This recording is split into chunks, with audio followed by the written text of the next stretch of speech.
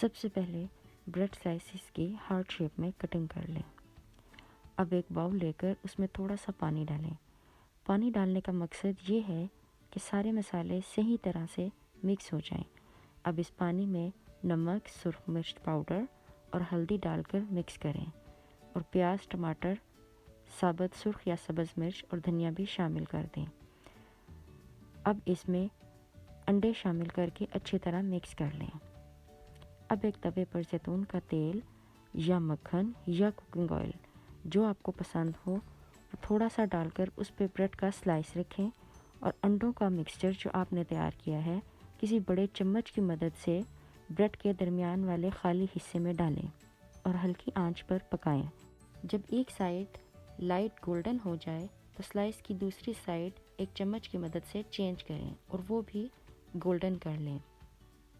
अब ब्रेड का जो हिस्सा हमने हार्ट शेप में काट कर अलग रखा था उसको भी थोड़ा सा मक्खन या ऑयल डालकर हल्का सा फ्राई कर लें और गर्मा गर्म चाय के साथ सर्व करें या फिर बच्चों को लंच बॉक्स में डाल कर दें।